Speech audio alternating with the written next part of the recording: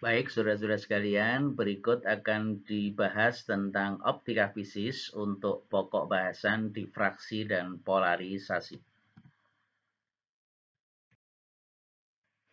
Pertama adalah difraksi. Difraksi adalah pelenturan atau pembelokan gelombang karena melewati penghalang atau celah sempit. Jadi ketika gelombang melewati penghalang atau celah sempit, maka gelombang akan dibelokkan, dilenturkan, atau mengalami difraksi. Difraksi ada beberapa macam. Yang pertama adalah difraksi celah tunggal memanjang. Jadi kalau ini kita gambarkan ada satu celah, kemudian arah celah ini adalah tegak lurus pada bidang gambar.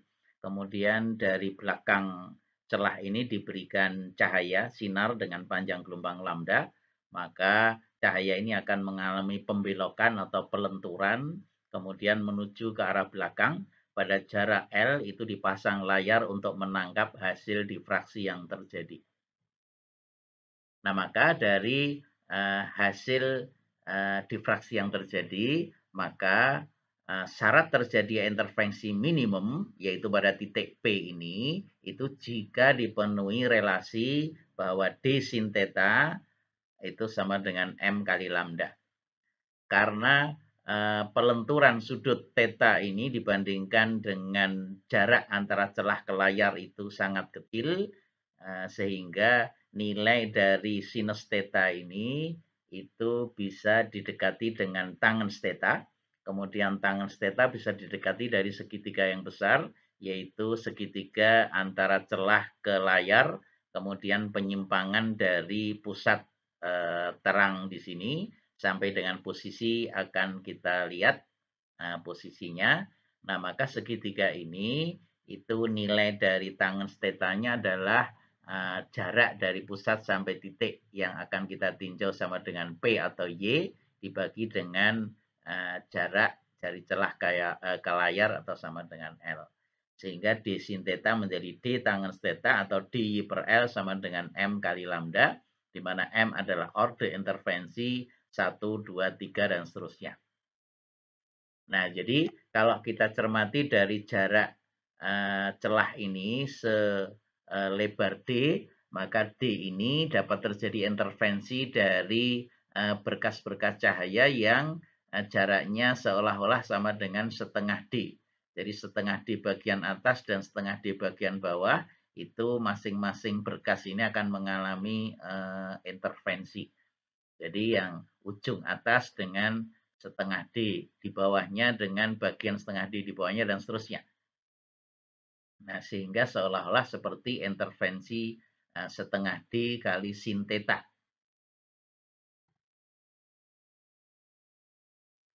Kemudian yang kedua adalah celah tunggal lingkaran. Jadi kalau celah tunggal lingkaran itu berdiameter D kemudian disinari dengan gelombang datar, setelah terjadi difraksi dengan bantuan lensa positif itu hasil intervensinya diamati pada layar. Jadi fungsi dari lensa positif adalah untuk memudahkan hasil pengamatan pada layar ketika terjadi intervensi dari hasil difraksi pada celah tunggal lingkaran. Nah, kemudian minimum pertama pada pola difraksi itu berbentuk lingkaran-lingkaran dengan diameter D yang memenuhi persamaan fungsi Sombrero. Dari hasil penjabaran, maka fungsi Sombrero ini itu memenuhi persamaan untuk orde yang pertama, memenuhi persamaan sinus theta sama dengan 1,22 lambda per D. Jadi faktor 1,22 itu dari analisis matematis dari persamaan fungsi Sombrero. Nah, kemudian untuk hasil difraksi untuk intervensi berikutnya itu kalau nilai faktor lambda per D itu sama dengan 2,233. Kemudian posisi theta 3 itu terjadi kalau faktor pengali lambda per D sama dengan 3,238. Nah, itu bedanya antara celah tunggal lingkaran dengan celah berbentuk memanjang. Kalau celah berbentuk memanjang, maka urutan ordenya ini adalah M1, M2, M3 gitu. Tapi kalau di sini untuk fungsi sombrero yang pertama itu 1,22, yang kedua adalah 2,233, kemudian yang ketiga adalah 3,238. Nah, karena bentuk celahnya adalah lingkaran, maka hasil intervensi pada layar, ini pola intensitasnya, itu seperti fungsi sombrero, gambarannya seperti topi orang Meksiko itu. Jadi ini terang utama, kemudian ini gelap. Kemudian ini terang berikutnya yang kedua, kemudian gelap lagi dan seterusnya. Nah, karena bentuknya lingkaran, maka pusat maksimumnya itu bentuknya dinamakan pola airi atau airi saja.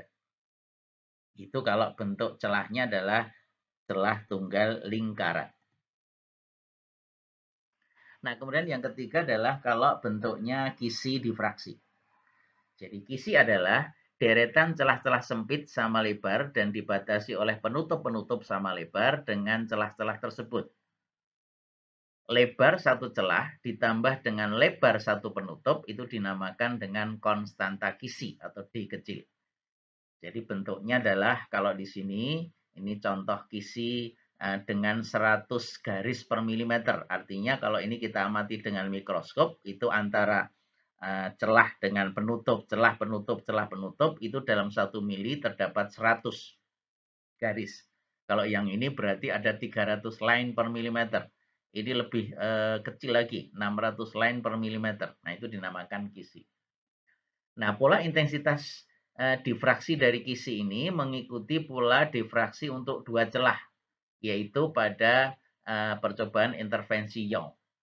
Jadi bentuk pola utamanya sama dengan bentuk intervensi Young, hanya nanti di setiap posisi terang itu masih dibagi-bagi lagi menjadi pola gelap terang yang lebih sempit, yang lebih banyak di dalam pola terang itu. Syarat terjadinya intervensi maksimum itu bila dipenuhi persamaan D sin theta M sama dengan M kali lambda, di mana M adalah orde 1, 2, 3, dan seterusnya.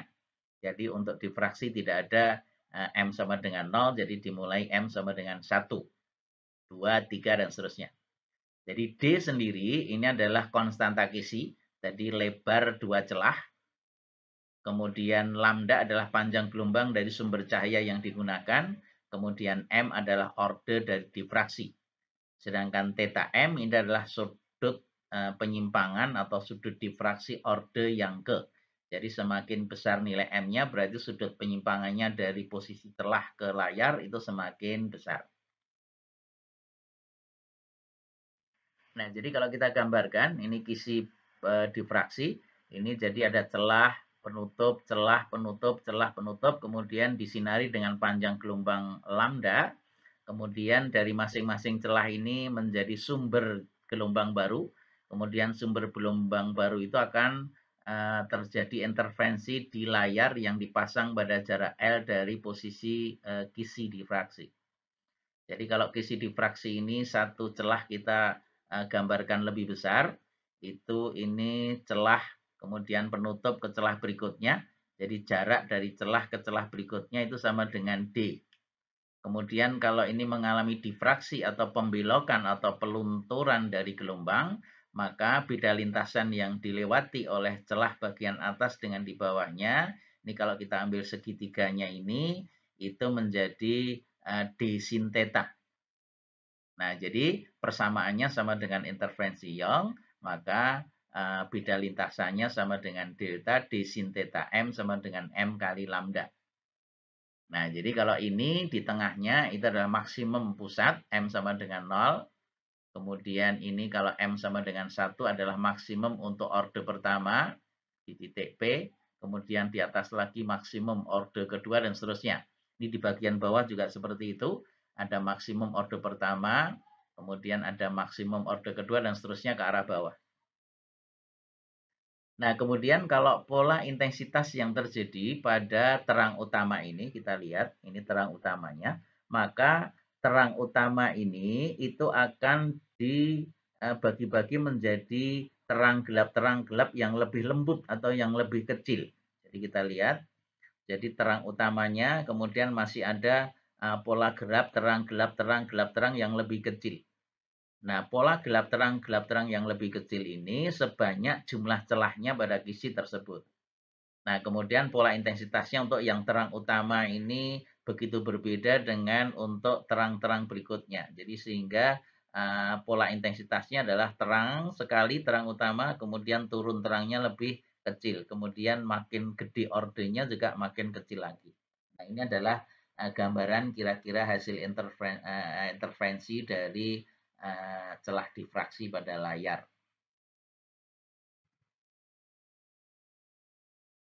Nah, pola difraksi tadi, kalau ini terang utama pertama, kemudian yang kedua, ketiga, dan seterusnya ini kalau kita perjelas lagi, itu ada beberapa istilah yang kita perlu pahami. Yang pertama adalah jumlah celahnya, N, itu adalah lebar celah kisi dibagi dengan jarak antar kisi. Jadi kalau ini ada jendela kisi, kemudian lebar kisinya ini berapa, itu sama dengan L. Kemudian jarak antar celah di dalam kisi ini sama dengan D, maka jumlah celahnya yang ada di dalam kisi ini itu sama dengan L dibagi dengan D. Nah, kemudian yang kedua ada pengertian jarak antar orde. Jadi kalau ini pola intensitas terang utama, kemudian ini terang yang ke satu, terang yang kedua, ini kalau kita perbesar, ini terang utama, kemudian ini terang ke satu, ini terang kedua, itu. Nah, kemudian gelapnya ini lebih sempit gelapnya. Nah, maka antara terang pusat terang utama dengan terang ke satu itu dinamakan jarak antar orde delta.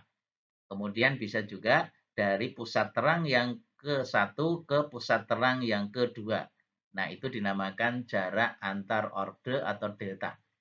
Itu mengikuti persamaan dari intervensi Young. Delta itu sama dengan lambda kali L dibagi dengan D, di mana lambda adalah panjang gelombang sumber cahaya, L adalah jarak dari celah ke layar, kemudian D adalah jarak pada kisi atau jarak antar celah pada kisi.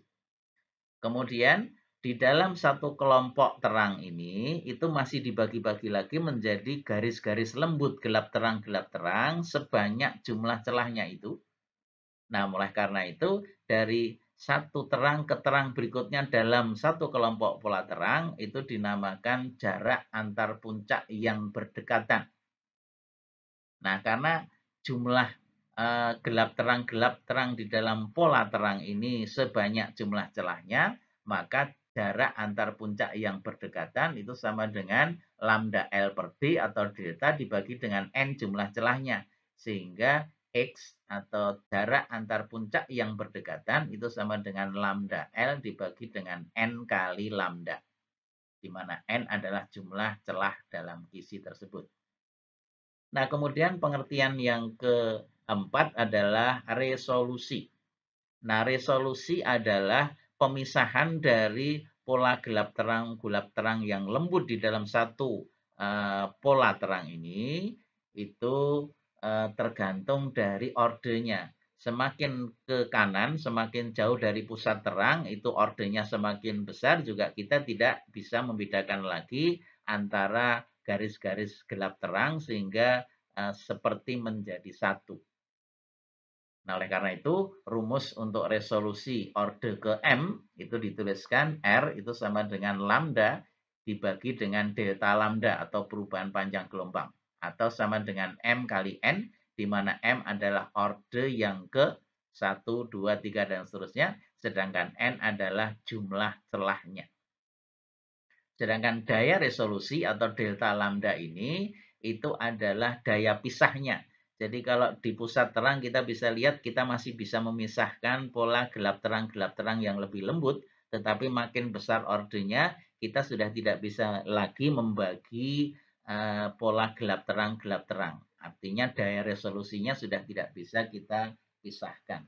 Nah, daya resolusi delta lambda itu sama dengan lambda dibagi dengan M kali N, di mana lambda adalah panjang gelombang dari cahaya yang digunakan, kemudian M adalah orde, dan N adalah jumlah celah. Nah, sehingga semakin besar M, maka daya resolusinya akan semakin rendah sehingga kita tidak bisa membedakan lagi antara garis-garis gelap terang hasil intervensi dari difraksi kisi ini.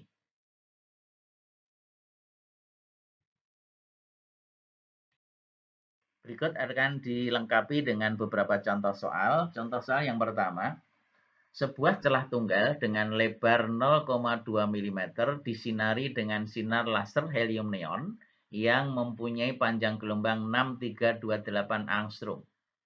Kemudian di belakang celah pada jarak 5 meter dipasang layar untuk mengamati pola difraksi yang terjadi. Hitung lebar terang utama yang terlihat pada layar. Jadi diketahui dari soal ini kalau kita sederhanakan D jarak celahnya sama dengan 0,2 mm. Kemudian sumber cahaya yang digunakan panjang gelombang lambda 6328 angstrom. Kalau kita jadikan milimeter supaya satuannya sama, itu sama dengan 6328 angstrom kali 10 pangkat min 10 dalam satuan meter, kemudian menjadi mili. Kalau komanya maju 3, mundur 3, maaf, menjadi 6,328 kali 10 pangkat min 4 mm. Kemudian L itu adalah jarak antara celah ke layar sama dengan 5 meter. Kalau kita jadikan satuan milimeter menjadi 5000 mm. Nah, ingat bahwa syarat terjadinya intervensi minimum itu menjadi batas posisi terang yang memenuhi persamaan bahwa D sin theta sama dengan D tangens theta, tangen theta sama dengan Y per L sama dengan M kali lambda. Jadi D Y per L sama dengan M kali lambda. Jadi Y penyimpangannya dari pusat terang itu sama dengan M kali lambda kali L dibagi dengan D. Jadi M-nya sama dengan 1, ya, karena di lebar pusat terang utama. Kemudian lambda panjang gelombang 6,328 kali 10 pangkat minus 4 mm. Kemudian L-nya sama dengan 5000 mm dibagi dengan D jarak celah atau lebar celah sama dengan 0,2 mm. Nah, ini kalau kita hitung ketemu Y-nya itu sama dengan 15,82. Nah, jadi kalau ini lebar celahnya sama dengan D, sinar lewat celah, kemudian mengalami difraksi pelenturan pada titik tertentu. Ini posisi dari batas pusat gelap berikutnya, ini pusat terangnya di sini. Nah, ini adalah pola intensitasnya. Maka nilai Y yang kita hitung itu adalah jarak dari pusat terang sampai dengan batas gelap. Nah, sehingga lebar terang utama itu adalah Y ke atas dengan Y ke bawah, atau D itu sama dengan 2Y, itu sama dengan lebar terang utama. Nah, sehingga lebar terang utama sama dengan 2 kali 15,82 mm sama dengan 31,64 mm. Nah, ini adalah lebar dari posisi gelap tengah di bawah dengan di atas. Nah, ini adalah lebar terangnya.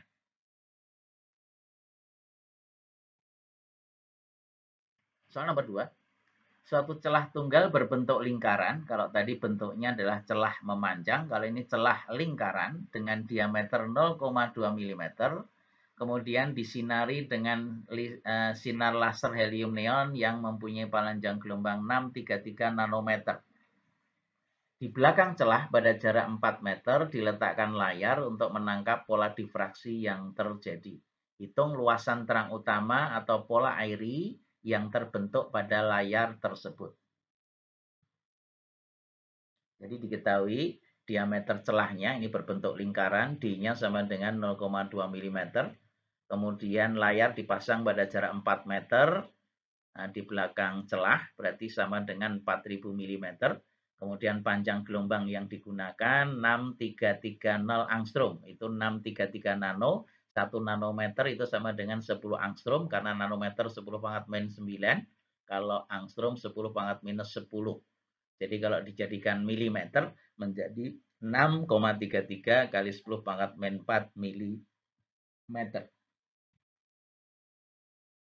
Nah, pola intensitas berbentuk lingkaran dengan jari-jari pola ARI memenuhi persamaan seperti dalam tabel yang telah dijelaskan di atas, yaitu bahwa sinus theta sama dengan nilai pertama itu 1,22 kali lambda per D. Nah, sehingga sinus theta itu didekati dengan tangens theta sama dengan Y per L. Kemudian kalau dikalikan D-nya dibawa ke ruas kiri, menjadi DY per L sama dengan 1,22 lambda. Nah, sehingga Y-nya sama dengan 1,22 lambda L per D. Kalau kita hitung Y-nya ini 1,22, lambdanya sama dengan 6,33 kali 10 pangkat minus 4 mm.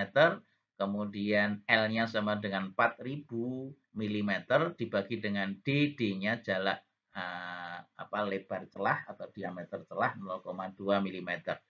Nah, ini kalau kita hitung sama dengan 15,45 mm. Nah, Y ini itu adalah jari-jari pola AIRI. Kita lihat pada gambar di sebelah kanan.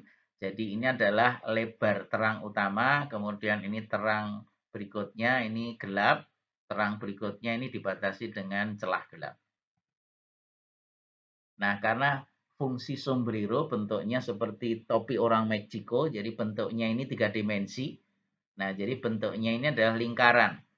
Jadi ini lingkaran untuk terang utama, kemudian ada batasan lingkaran gelap, kemudian ada terang lingkaran yang kedua, kemudian batas gelap lagi, kemudian lingkaran terang yang ketiga, dan seterusnya.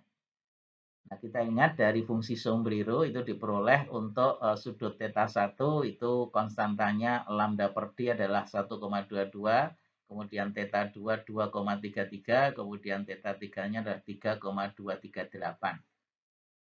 Nah, karena ini Y adalah jarak dari pusat terang sampai dengan posisi gelap, maka ini sama dengan jari-jarinya. Nah, oleh karena itu, luasan terang utama itu sama dengan luasan lingkaran dengan jari-jari Y ini. Nah, sehingga lebar terang utama sama dengan luas lingkaran sama dengan pi Y kuadrat. Jadi P, Y-nya sama dengan 15,45 kuadrat, ketemunya 750 mm kuadrat. Nah, ini adalah luasan lingkaran terang utama atau pola AIRI. Nah, jadi kalau misalnya nanti luasan terang yang kedua, bagaimana cara menghitungnya? Maka nilai dari lambda per D itu adalah 2,33, tapi karena dikurangi dengan luasan terang yang utama di tengah, maka luasan terang untuk M berikutnya itu sama dengan luasan total ini dikurangi dengan luasan yang di tengah atau luasan terang utama, karena bentuknya seperti cincin terang.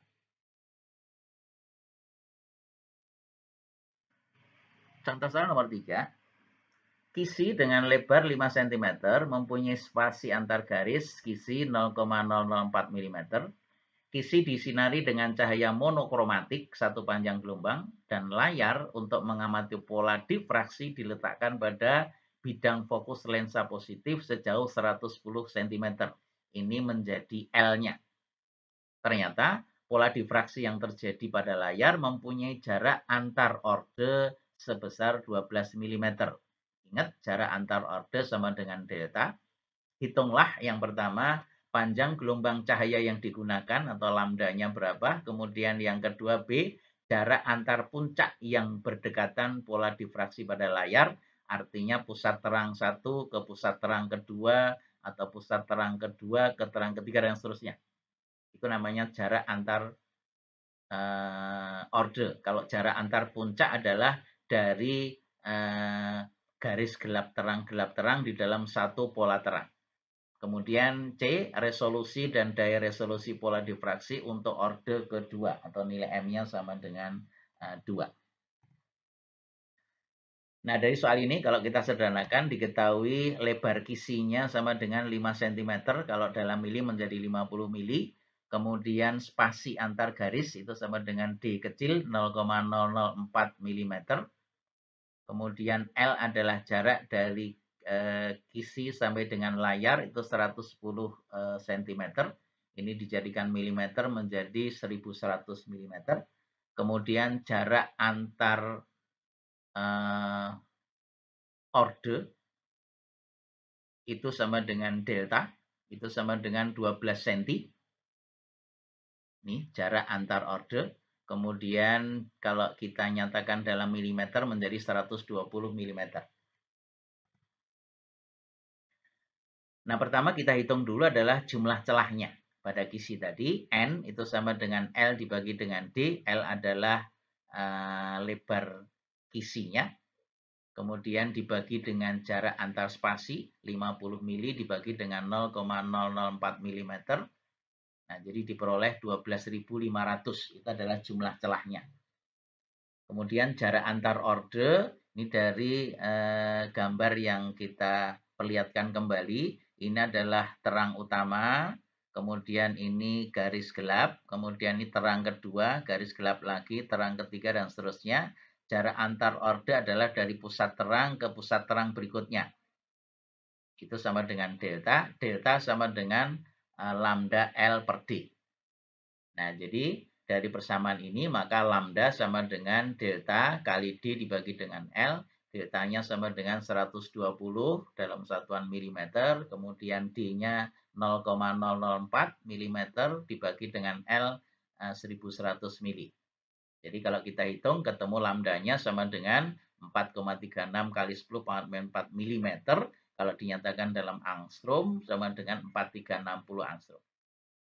Kemudian pertanyaan berikutnya, jarak antar puncak yang berdekatan. Jadi ini, jadi dari terang ke terang berikutnya, X itu sama dengan lambda L per N kali D. Ini adalah jarak antar puncak yang berdekatan. Jadi sama dengan jarak antar orde dibagi dengan jumlah celahnya. Jumlah celahnya sama dengan 12.500. Nah, sehingga X jarak antar puncak yang berdekatan menjadi 4,36 kali 10 pangkat 4 kali 1100 dibagi dengan 12.500 dibagi dengan 0,004 mm. Jadi kalau kita hitung ketemunya 9,6 kali 10 pangkat 3 mili. Ini adalah jarak antar puncak yang berdekatan. Kemudian resolusi untuk orde yang kedua, itu artinya M-nya sama dengan 2. Resolusi itu sama dengan lambda per delta lambda atau sama dengan M kali N. Jadi kita pakai persamaan M kali N, M-nya sama dengan orde kedua, N-nya adalah jumlah celah sudah dihitung 12.500, jadi sama dengan 25.000. Resolusi itu tidak memiliki satuan. Kemudian daya resolusi untuk M sama dengan 2, atau delta lambda itu sama dengan lambda per R atau lambda per M kali N. Jadi lambdanya sama dengan 4,36 kali 10 min 4. Kemudian dibagi dengan M-nya orde kedua, dibagi dengan N-nya sama dengan 12.500. Nah, sehingga ketemu delta lambda atau daya resolusinya sama dengan 1,74 kali 10 pangkat min 8 mm.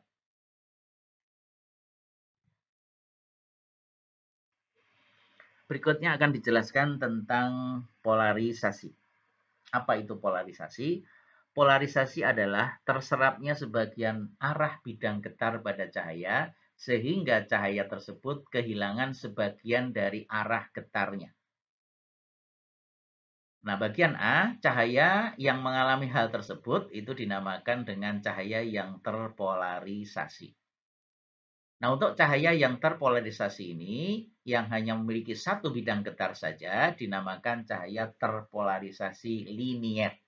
Jadi, cahaya terpolarisasi linier adalah cahaya yang terpolarisasi sehingga bidang getarnya tinggal satu buah saja. Nah, kemudian yang C, penyebab cahaya terpolarisasi itu ada beberapa macam, antara lain jika cahaya mengalami peristiwa-peristiwa berikut ini. Jadi ketika mengalami pemantulan itu akan terjadi polarisasi. Kemudian mengalami pembiasan itu juga bisa terjadi polarisasi. Kemudian bisa pada bias kembar dan pada absorpsi selektif. Tergantung dari bahan-bahan tertentu yang bisa menyerap sebagian dari arah getar tertentu. Nah, yang pertama polarisasi linier, itu kalau digambarkan, ini ada cahaya alam. Cahaya alam itu adalah cahaya yang memiliki bidang getar banyak. Kita lihat ini ada bidang getar arah merah, ada bidang getar arah biru, ada bidang getar arah hijau, dan seterusnya. Nah, kalau mula-mula cahaya ini mempunyai intensitas I0, kemudian cahaya ini dilewatkan pada bahan namanya polarisator. Polarisator adalah bahan yang bisa mempolarisasi cahaya. Salah satu bahannya dinamakan polaroid. Nah, jadi ini diperlihatkan terjadinya polarisasi linier dari cahaya alam yang memiliki banyak bidang getar. Kemudian ketika dilewatkan pada polarisator, maka bidang getarnya akan berkurang. Yang mula-mula ada banyak, tinggal beberapa bidang getar. Nah, kalau ini diperlihatkan ada bidang getar merah, ada bidang getar hijau. Yang biru sudah nggak bisa nembus lagi. Nah, intensitas yang keluar dari polarisator itu tinggal setengahnya dari intensitas sebelumnya. Jadi kalau intensitas ini I0, begitu masuk polarisator yang nembus tinggal setengahnya saja. Nah, kemudian dari polarisator ini dilewatkan lagi dengan bahan namanya analisator. Kalau arah bidang getar dari polarisator dan analisator ini sama, maka semua cahaya akan lewat. Nah, tetapi kalau ini diputar dengan sudut tertentu, maka yang bisa lewat adalah hanya satu bidang getar saja. Nah, sehingga ketika analisator ini dianalisa gelombangnya yang nembus, maka I2 itu sama dengan I1 kali cos kuadrat theta, di mana theta adalah sudut antara arah polarisator dengan analisator. Nah, sedangkan I1 sama dengan setengah I0, sehingga I2 adalah intensitas yang tembus dari analisator, itu sama dengan setengah kali I0 kali cos kuadrat theta, di mana theta ini adalah sudut putar atau perbedaan antara sudut polarisator dengan analisator. Kemudian polarisasi yang terjadi karena pemantulan. Kita lihat, kalau ini ada bidang pantul, kemudian ada cahaya datang, kemudian cahaya datang kalau digambarkan ada garis-garis, ini adalah arah bidang getar yang searah dengan bidang gambar. Kalau yang titik-titik ini adalah bidang getar yang tegak lurus dengan bidang gambar. Ketika dipantulkan oleh cermin, maka sinar pantulnya ini itu yang searah dengan bidang getar itu akan terserap.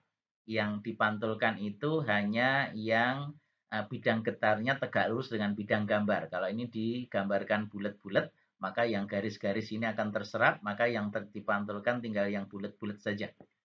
Nah, ini cahaya alam yang dipantulkan pada kaca atau cermin, maka sinar pantul akan memiliki bidang getar yang tegak lurus dengan bidang gambar maksudnya. Ini yang titik-titik. Nah, kemudian kalau cahaya alam ini dipantulkan oleh cermin yang pertama, kemudian ketika dipantulkan maka satu bidang getar ini akan terserap, hanya tinggal satu bidang getar yang tegak lurus dengan bidang gambar.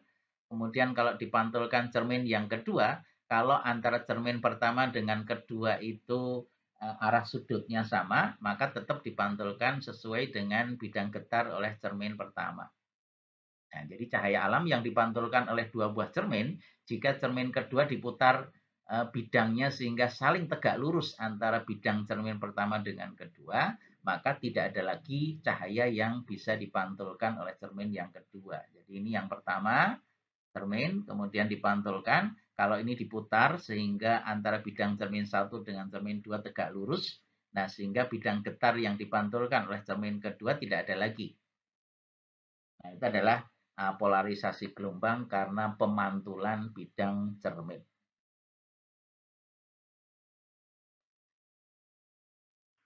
Kemudian berikut ini adalah polarisasi karena terjadinya absorpsi dan bias kembar. Yang pertama kalau absorpsi. Jadi ada bahan-bahan tertentu namanya bahan polaroid.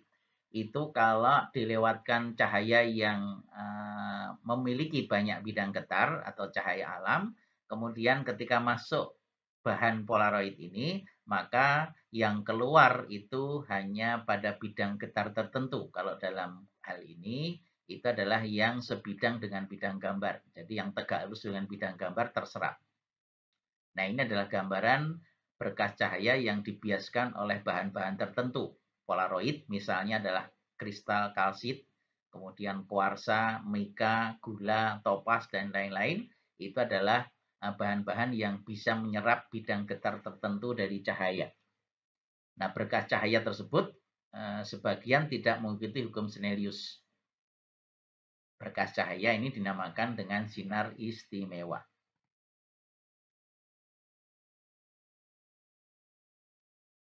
Nah, kemudian kalau cahaya dilewatkan dengan plat retardasi atau kristal turmalin, maka berkas cahaya akan mengalami bias kembar.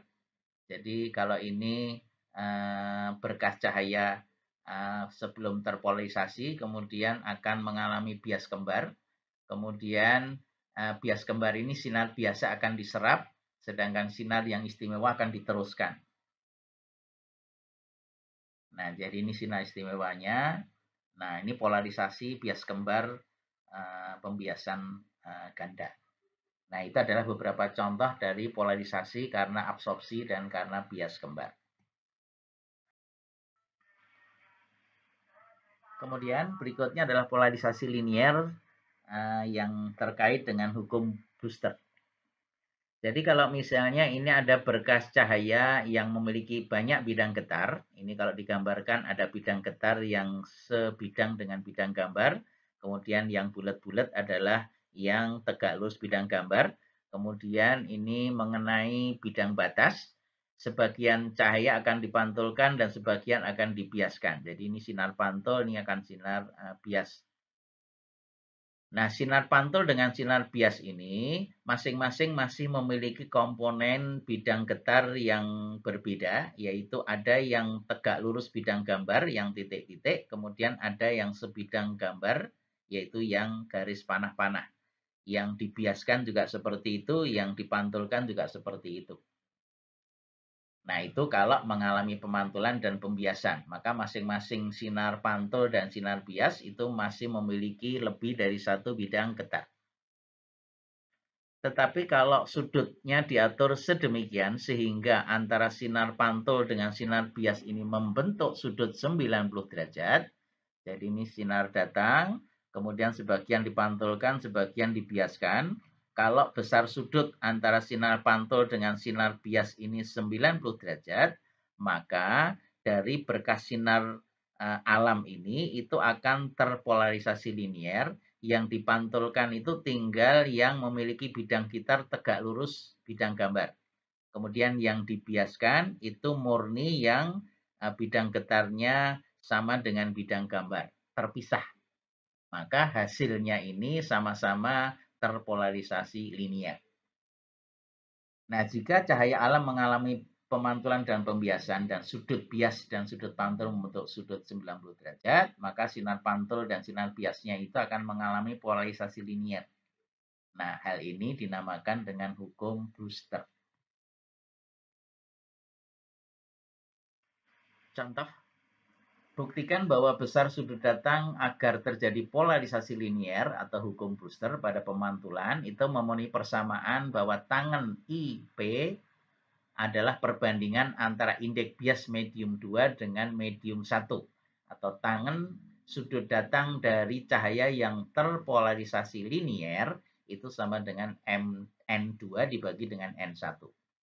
Kemudian dari bukti ini selanjutnya hitung besar sudut polarisasi jika cahaya datang dari udara ke kaca. Jadi diketahui indeks bias udara sama dengan 1, kemudian indeks bias kaca sama dengan 1,5, polarisasinya linier, maka besar sudut pantul dengan sudut bias ini membentuk 90 derajat. Jadi I ditambah R sama dengan 90 derajat.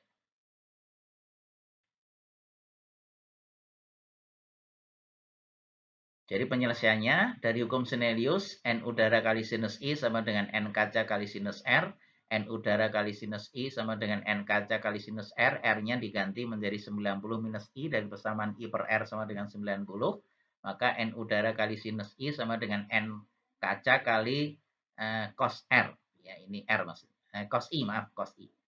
Nah, sehingga sin I per cos I sama dengan NK per NU, maka tangen sinus dibagi dengan cosinus menjadi tangen sama dengan NK dibagi dengan NU, maka tangen dari IP sama dengan NK dibagi dengan NU sama dengan N2 per N1.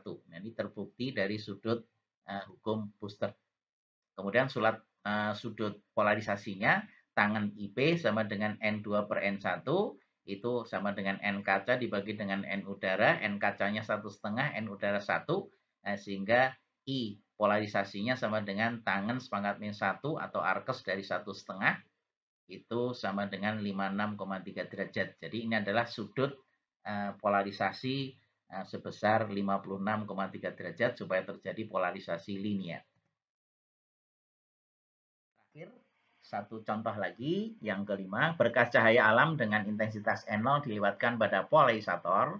Di belakang polarisator dipasang analisator untuk mengetahui intensitas cahaya yang dapat menembusnya. Hitung sudut antara polarisator dan analisator agar intensitas cahaya yang dapat menembus analisator itu tersisa tinggal 20% saja dari intensitas mula-mula.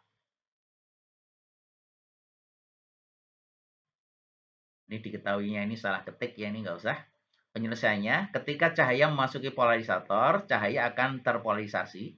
Saat keluar dari polarisator, intensitas cahaya menjadi setengahnya atau I1 sama dengan setengah I0.